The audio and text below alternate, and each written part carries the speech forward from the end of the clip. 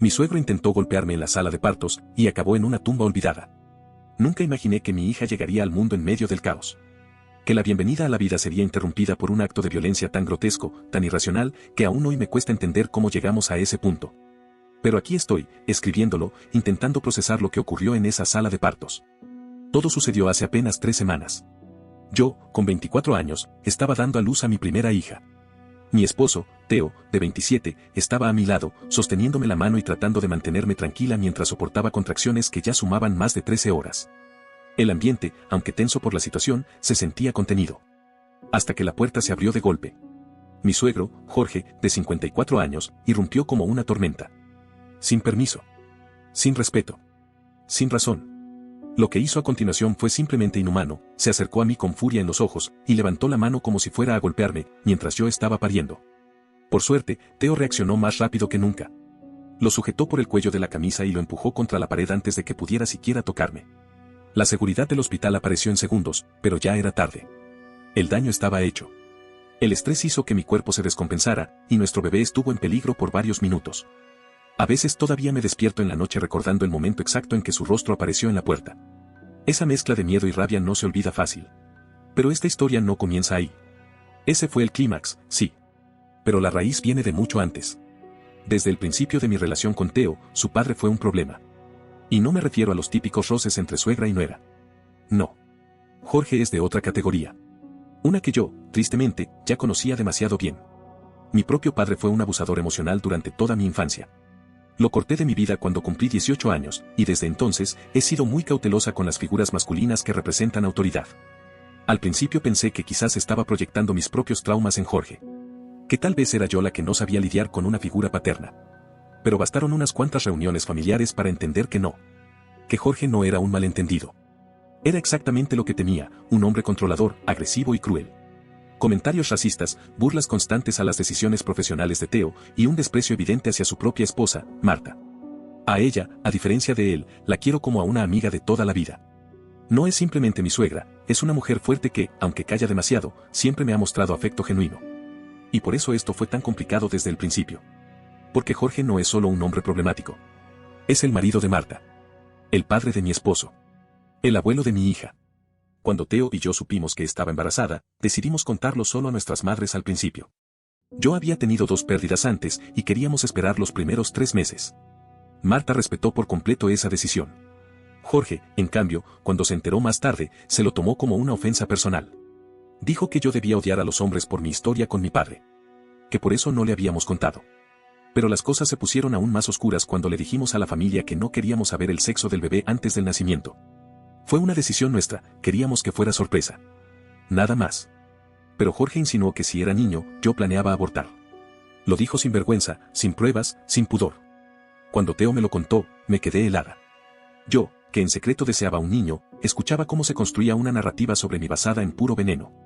A veces, en la soledad del baño, lloraba por dentro al pensar que ese hombre iba a ser parte de la vida de mi hijo o hija. Mi embarazo fue todo menos fácil. Náuseas constantes, calambres, reposo en cama varias veces por sangrados, cada semana era un reto. Y mientras tanto, Jorge no hacía más que empeorar las cosas. Se burlaba de mí por querer un parto natural, decía que si su esposa tuvo cesárea, yo también debería tenerla. Como si fuera una competencia. Como si mi cuerpo no tuviera voz. Lo más cruel fue cuando, en una cena familiar, lanzó, con ese historial de abortos, no sé por qué se esfuerzan tanto. Seguro no llega al término. Yo me fui al baño y vomité. No por el embarazo. Por la impotencia. Theo trataba de justificarlo, como siempre. Es que así es él. Es su forma de hablar. No lo dice en serio. Pero yo sí lo tomaba en serio. Porque cada palabra de Jorge era una herida más en una piel que ya estaba demasiado marcada. Poco a poco, comencé a alejarme de él. A evitar reuniones. A ignorar mensajes. Theo me apoyaba, pero seguía viéndolos él solo. Yo no le prohibía que viera a su familia, pero sí le dejé claro que nuestro bebé jamás estaría a solas con Jorge. Él estuvo de acuerdo. Dijo que lo entendía. Y, en el fondo, creo que también empezaba a ver lo que yo veía. Y entonces llegó el día del parto. Mi trabajo de parto fue largo. 13 horas, para ser exactos. Dolorosas, extenuantes, llenas de pausas y de empujones, de contracciones que me desgarraban el alma y de silencios cargados de expectativa. Estaba en una sala del hospital que había elegido con mucho cuidado, sin intervenciones innecesarias, acompañada de mi partera, mi esposo y eventualmente mi madre. Un espacio seguro. Al menos, eso creí. Había dado instrucciones muy claras, nadie entraría a esa habitación sin mi autorización expresa. Nadie. Y eso incluía a mi padre biológico y, por supuesto, a Jorge. El hospital había tomado nota. Habían sido comprensivos, empáticos. Me sentía protegida. Todo estaba yendo como debía, al menos en ese aspecto. Hasta que, de pronto, la puerta se abrió de golpe. Fue como una pesadilla. En medio de una contracción, jadeando, sudando, levanté la vista, y lo vi. Jorge, de pie, cruzando la puerta como si fuera el dueño del lugar. Y tras él, Marta, con el rostro desencajado. No supe si gritar, llorar o simplemente romperme en silencio. Estaba en mi momento más vulnerable, medio desnuda, con mi cuerpo haciendo el trabajo más importante y agotador de toda mi vida, y ahí estaba él. El hombre que durante meses me había insultado, amenazado y humillado, parado frente a mí. El corazón me palpitaba en las sienes. Le grité que se fuera. Que era un abusador. Que no iba a salir nada de mi cuerpo mientras él estuviera ahí. Mi voz temblaba, pero no por miedo, sino por furia. Estaba temblando de pies a cabeza. Marta intentó calmarlo, pero él ya había cruzado una línea. Y entonces ocurrió. Jorge se abalanzó hacia mí. No estoy hablando de una amenaza verbal. Se movió. Levantó la mano. Por un instante, juro que pensé que iba a pegarme. Ahí, en medio de una contracción. Ahí, mientras traía a mi hija al mundo. Pero no lo logró. Teo, bendito Teo, reaccionó con una rapidez que nunca le había visto. Lo tomó por detrás, lo empujó contra la pared y lo sostuvo por el cuello con tanta fuerza que por un segundo me asusté por ambos. Mi esposo es mucho más grande que su padre. Más alto, más fuerte, y esa noche, más decidido que nunca a protegerme. Sus ojos estaban inyectados de rabia. Era como si, en ese momento, se le hubiera acumulado todo. Años de aguantarlo. Años de excusas, de silencios, de fingir que no pasaba nada. Jorge intentó zafarse, pero no tenía oportunidad. Fue la seguridad del hospital quien finalmente intervino y se lo llevó, arrastrándolo mientras él gritaba que todo era culpa mía. Marta se quedó atrás. Llorando. Pidiendo perdón una y otra vez. Se acercó a mí con lágrimas sinceras, desesperada. Y yo solo podía llorar. No por el dolor físico, sino porque sabía que ese momento había cambiado mi vida para siempre. Pero el caos no terminó ahí. Porque el estrés me bloqueó. Mi cuerpo, que hasta ese momento había estado progresando bien, se detuvo. El miedo, la adrenalina, la tensión, todo conspiró en mi contra. Los médicos tuvieron que intervenir. Técnicas de relajación, respiración, apoyo psicológico, todo para que pudiera volver a entrar en ritmo. Sentía que mi hija se aferraba a mí por dentro, como si supiera que el mundo allá afuera no era seguro todavía. Pasaron 2 horas más. Largas. Eternas. Pero al final, lo logramos. Nuestra hija nació. Hermosa. Perfecta. Llena de vida. Su llanto rompió la tensión acumulada. La llamamos Aria. No había nombre más acertado. Porque fue como una canción en medio del ruido. Como una luz en medio del derrumbe. Marta, mi madre y Teo estuvieron presentes. Marta no dejó de llorar mientras me sujetaba la mano. Sentí compasión por ella. Porque sé que vive en una cárcel que no se ve. Pero al mismo tiempo, me sentí clara como nunca, Jorge no volvería a estar cerca de nosotras. Jamás. Después de eso, la vida no volvió a ser la misma. Estábamos agotados. Emocionalmente drenados. Y sabíamos que había decisiones que no podían esperar. Porque Jorge no solo cruzó una línea. La dinamitó. Esa noche, mientras Aria dormía en mis brazos, Teo y yo hablamos. Por primera vez sin tapujos. Le dije que no quería que ese hombre tuviera ningún tipo de acceso a nuestra hija. Y él, por primera vez, no intentó suavizar nada. No dijo es que así es él. No dijo vamos a ver. Solo asintió y me dijo, lo sé. Se acabó. Pero eso nos dejó en una encrucijada. Porque cortar a Jorge significaba, en cierta forma, cortar a Marta. Ella depende de él. Económicamente. Físicamente. Él es quien la ayuda a movilizarse, quien paga las cuentas, quien la controla. Y si lo sacábamos a él, ¿qué pasaría con ella? ¿Y qué haríamos con la culpa de saber que si lo denunciábamos, probablemente iría a prisión por años, tal vez el resto de su vida? Porque eso fue otro golpe. Teo me confesó algo que había guardado en silencio durante demasiado tiempo. Jorge tiene 2 condenas previas por violencia doméstica. Ambas relacionadas con él, cuando era niño. Hubo otros arrestos también, pero Marta retiró los cargos. Todo había quedado enterrado. Hasta ahora. Así que ahí estábamos. Con una hija recién nacida. Con una madre paralítica atrapada en una relación tóxica. Y con un monstruo fuera de control que podría regresar en cualquier momento. Y sabíamos que no podíamos dejar las cosas así. Algo tenía que cambiar. Algo tenía que romperse para que por fin pudiera empezar a sanar. A la mañana siguiente, con apenas unas horas de sueño encima y Aria dormida en mi pecho, Teo se acercó a mí. Tenía esa mirada que le conozco desde que lo amo, la de alguien que necesita decir algo importante pero no sabe cómo empezar. Me acarició el brazo y, con voz baja, dijo que necesitábamos hablar. Pensé que era sobre el incidente en el hospital, pero no exactamente. Era algo más. Teo se sentó a mi lado y me miró directo a los ojos. Lo que me dijo, lo que me confesó, me dejó sin aliento. No fue la primera vez, susurró. Fruncí el ceño, confundida. ¿La primera vez qué? Que mi papá intentó hacerte daño. Y entonces me contó. Me dijo que durante nuestra boda, en plena recepción, mientras yo estaba sirviéndonos unas bebidas, Jorge se acercó a mí. Yo no lo noté, estaba distraída, feliz, en ese día tan nuestro. Pero según Teo, su padre se tambaleaba de borracho y tenía esa mirada oscura que tantas veces había visto en su infancia. Un primo de Teo, que estaba cerca, vio cómo Jorge me encaró y dio un paso hacia mí con los puños apretados. No llegó a tocarme, porque su primo lo interceptó y lo sacó de ahí antes de que ocurriera algo más. No me dijeron nada. No quisieron arruinar mi día. Pensaron, ilusamente, que había sido un episodio aislado. Lloré al escucharlo. Porque durante 2 años había estado compartiendo cenas familiares, reuniones incómodas, saludos forzados, con un hombre que ya había mostrado intención de hacerme daño. Un hombre que me miraba con desprecio, pero que sonreía frente a otros. Teo me abrazó y me pidió perdón una y otra vez. Me explicó que llevaba toda la vida justificando el comportamiento de su padre, aprendiendo a convivir con él como si fuese una tormenta inevitable. Pero el día del parto, me dijo, fue el quiebre. Ver a su padre abalanzarse sobre mí, sobre la madre de su hija, lo sacudió de esa anestesia emocional. Ya no hay más excusas, me dijo. No quiero que nuestra hija crezca en el mismo tipo de silencio en el que crecí yo. Y en ese instante, supe que íbamos a luchar juntos. Lo primero era hablar con Marta. No sabíamos cómo lo tomaría. Dependía tanto de Jorge que teníamos que, incluso después de lo que había pasado, intentar protegerlo. Teo fue a verla solo, dejándome descansar con Aria.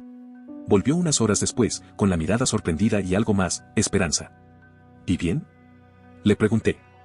Ella también quiere salirse, dijo. Resulta que Marta llevaba meses preparando su salida. Había contactado en secreto a un defensor de derechos de personas con discapacidad, había conseguido un pequeño apartamento en una comunidad adaptada y había estado ahorrando dinero de su trabajo remoto. Sin que Jorge lo supiera. Me quedé sin palabras. ¿Por qué nunca nos dijo nada? Porque tenía miedo. Pero lo del hospital fue la gota. No solo por ti, sino por lo que le pudo haber pasado a Aria.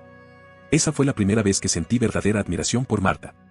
Durante años había vivido atrapada, y aún así, había ido construyendo en silencio su salida. Como quien cava un túnel a escondidas mientras todos piensan que está durmiendo. Aceptamos ayudarla sin dudarlo. Y en cuestión de días, todo empezó a moverse. Mientras Jorge trabajaba, Teo y unos amigos se encargaron de empacar las cosas de Marta y trasladarlas a su nuevo hogar. Era un pequeño departamento adaptado, modesto pero acogedor. Tenía lo más importante, libertad. La reacción de Jorge fue exactamente lo que esperábamos, y temíamos. A la mañana siguiente, apareció en nuestra casa como una bestia herida. Golpeó la puerta con tanta fuerza que despertó a Aria. Gritaba, insultaba, escupía veneno por la boca como un hombre que había perdido el control, porque lo había perdido. Lo observábamos desde la ventana sin abrir. Teo llamó a la policía sin pensarlo 2 veces.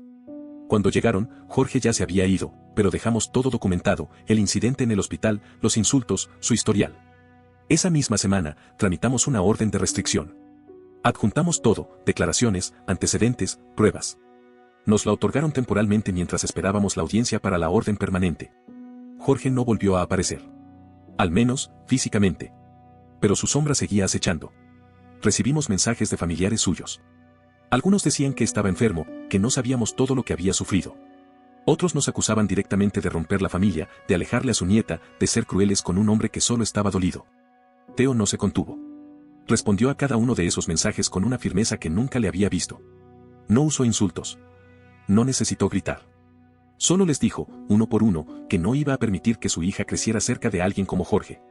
Que no iba a repetir el ciclo. Que defiendan al rey del estiércol si quieren, les dijo a unos primos suyos, pero que no esperen que nosotros nos ensuciemos con él. Marta empezó a visitarnos más seguido. Teo la iba a buscar y la traía a casa. La relación entre ellos cambió. Ya no había miedo. No había intermediarios. Solo una madre y un hijo intentando recuperar el tiempo.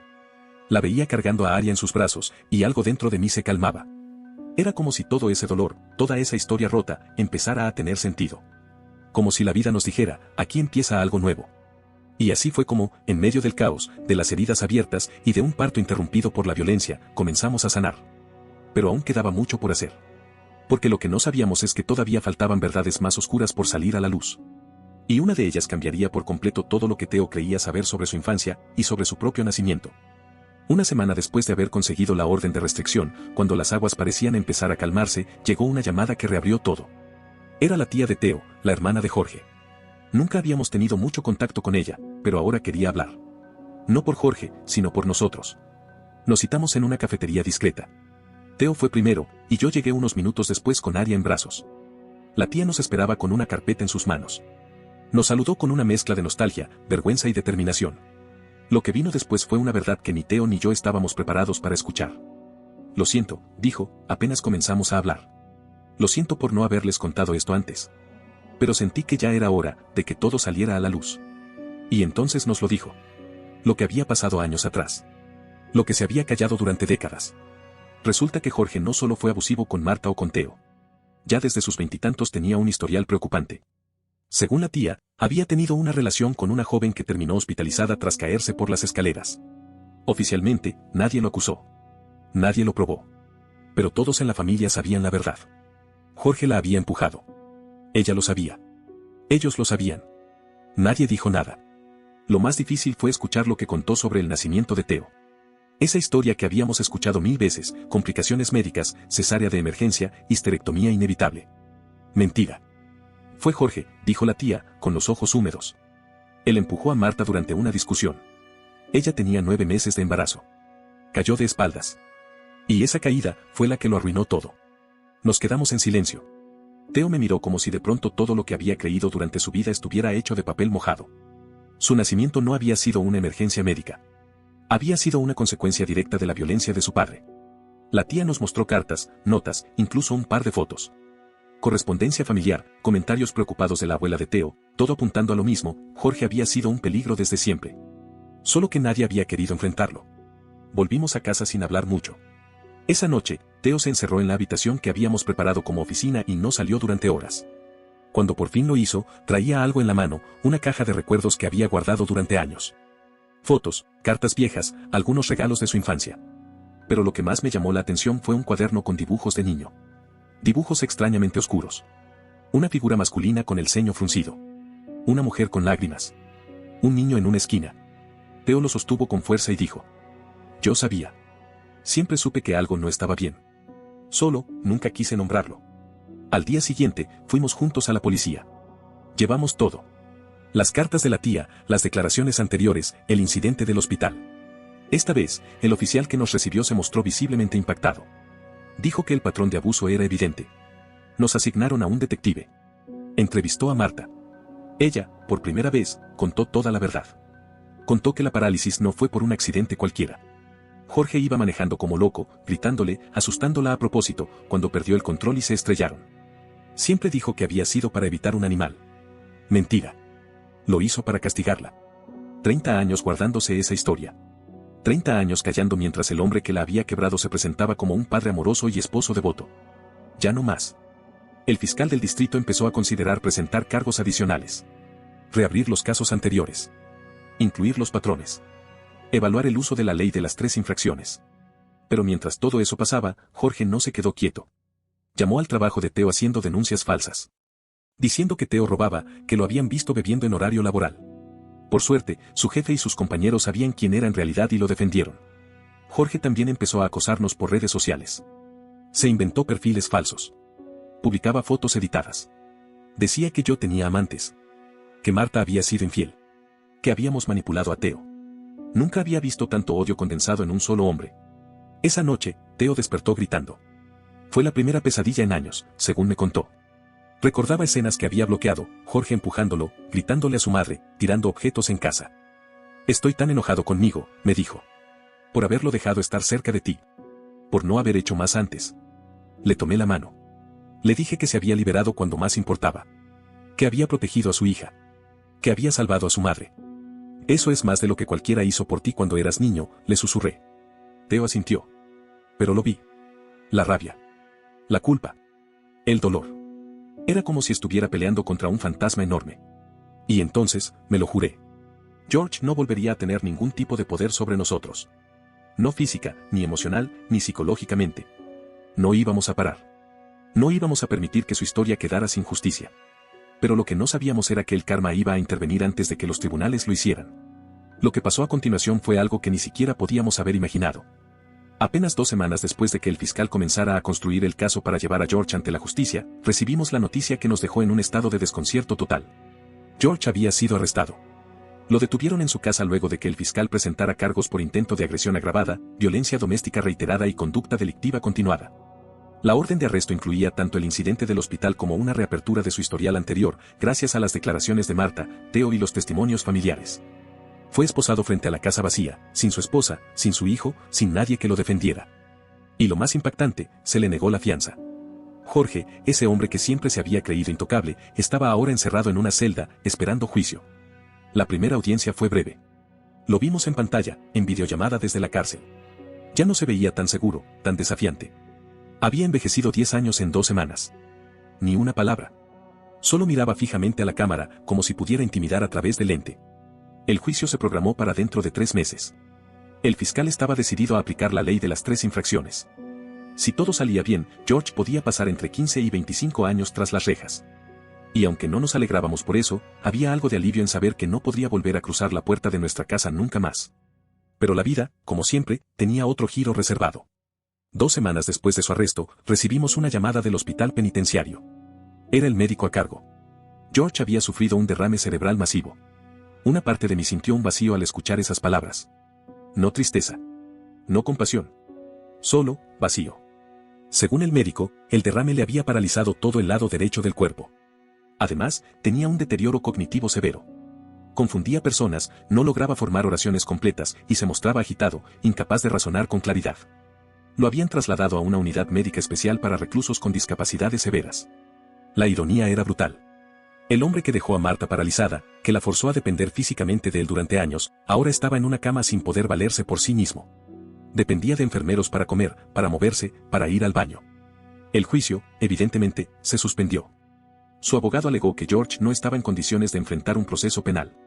El fiscal pidió una serie de evaluaciones médicas independientes, pero todos los informes coincidieron: daño cerebral irreversible.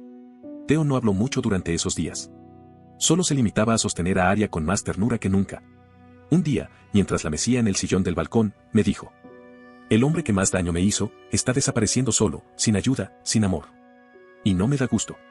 Pero tampoco me da pena. Yo solo asentí. No había nada que agregar. Marta decidió ir a verlo. Una sola vez. Nos dijo que no era por nostalgia, ni por cariño. Era porque necesitaba mirarlo a los ojos y decirle, por fin, lo que había guardado durante 3 décadas. Lo acompañamos hasta la entrada del hospital, pero ella entró sola. Regresó 20 minutos después. Se veía, distinta. Más ligera. Como si hubiera soltado una mochila que la aplastaba desde hace años. Cuando le preguntamos qué le había dicho, solo nos respondió. Le pregunté cómo se siente estar atrapado. Como yo estuve. Y no volvió a hablar del tema. Desde entonces, George quedó institucionalizado permanentemente. Sin juicio. Sin visitas. Sin voz. Con suerte, sin recuerdos.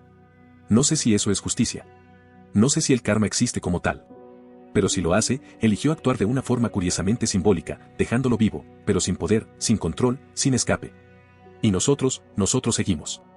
George nunca fue juzgado, no al menos por la ley. Pero el juicio más brutal no vino de un tribunal, sino del propio destino.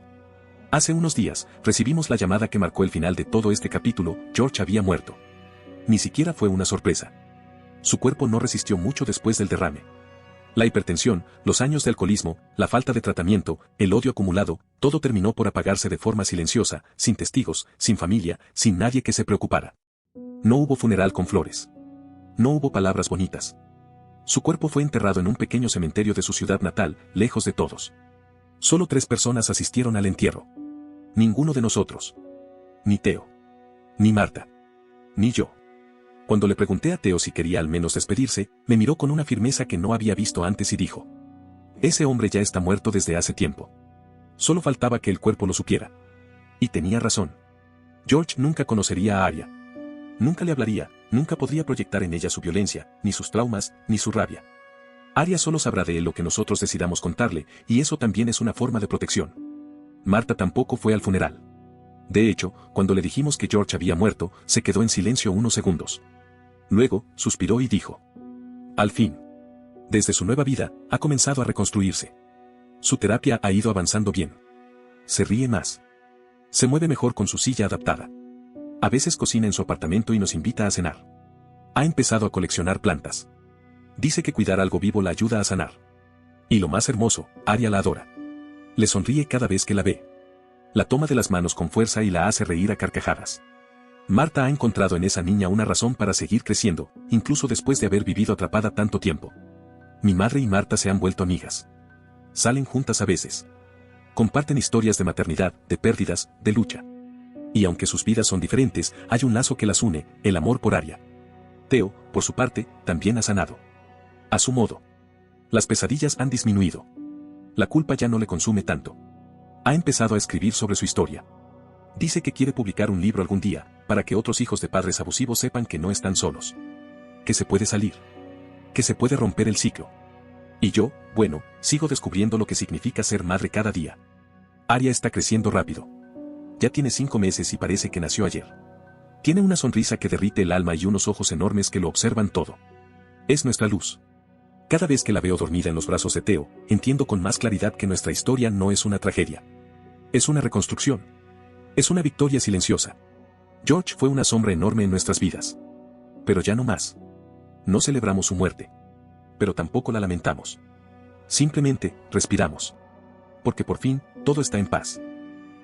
No olvides dejar tu opinión en los comentarios, dejar tu like y compartir este video.